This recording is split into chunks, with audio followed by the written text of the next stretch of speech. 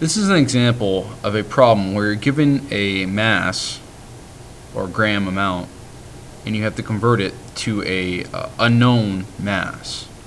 In this case, we're given 75 grams of silver nitrate, and we have to convert it to a mass of silver chloride. Now, I'm going to show how to do this in a step-by-step way. You can also put all the steps together in one large step, but I'm just going to show how to do it just in small, like baby steps, basically. So always start with just the amount you're given. So 75 grams of AgNO3. And we're going to use a conversion factor. And basically they're asking us for another mass of something. So you can't just convert masses to masses. You always have to use moles as a stepping stone. So basically what we have to do is we have to go from grams to moles to get our answer, which will also be in grams, this mass here. So we got to go to moles first. So whenever you're using conversion factors, the thing you want to get rid of, you want to put on the bottom. So in this case, we want to get rid of this unit. We want to get rid of grams of AgNO3, and we want to get moles of AgNO3. And we're going to, again, this is just a basic conversion factor, and what you're doing is you're taking the mass of AgNO3, and you want to take this grams you're given here and convert it to moles. So you have to divide by the mass of AgNO3. Now the way you would find the mass of AgNO3 is just using the periodic table and add it up to find the molar mass of the whole thing. If you do the math, you'll find out that the mass of AgNO3 is, again, all you have to do is check the periodic table, find the mass of nitrogen, or excuse me, the silver, add that to the mass of nitrogen, and add it to 3 oxygens, and you would get 169.86. So all we're doing here is we're multiplying by 1, dividing by 169.86.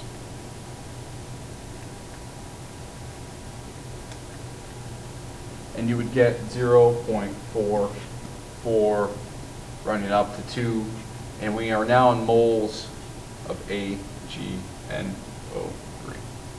So the way this works is that you just canceled out grams of AgNO3, and you now are in the units of moles of AgNO3.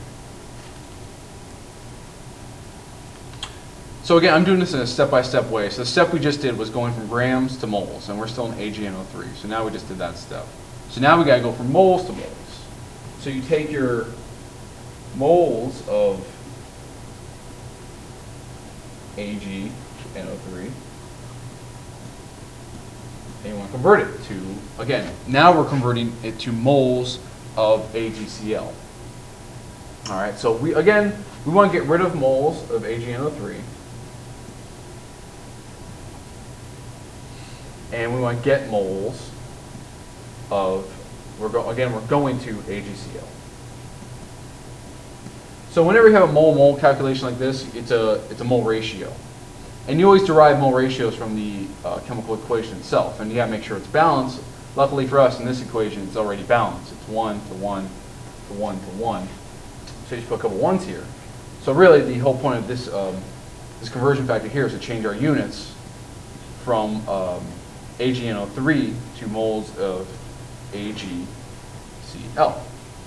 Not all reactions are one-to-one like that, obviously. So sometimes you'll have different coefficients that you'll have to plug in, and it'll give you different amounts, different mole ratios. So now we know we have 0.442 moles of AgCl.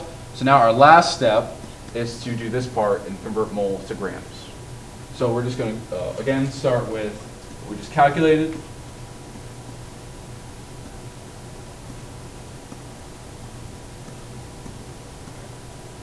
And we're now going, again, from moles to grams. So you want to put grams of AgCl on top, and we're getting rid of this mole of AgCl.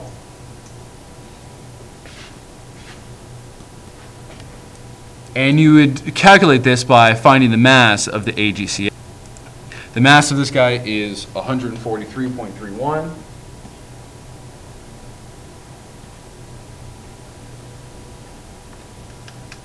So when you do the math on that, you get 63.34. That's now grams of AgCl. That's how you convert from, basically, we're converting from a mass of one substance that's given to the mass of unknown substance in this chemical reaction. So really, all you did here was, if you started with 75 grams of AgNO3 and underwent this reaction with all the other reactant in a plentiful amount, your end result would be 63.34 grams of AgCl. And you could also calculate pretty easily, or doing the same procedure, you calculate your the amount of NaNO3 you would also get. You can also do that calculation. You could also calculate what amount of NaCl will be required. So you can do all those calculations just by starting with this one number, and it's basically a way that you could set up an experiment. That's the whole point of this procedure.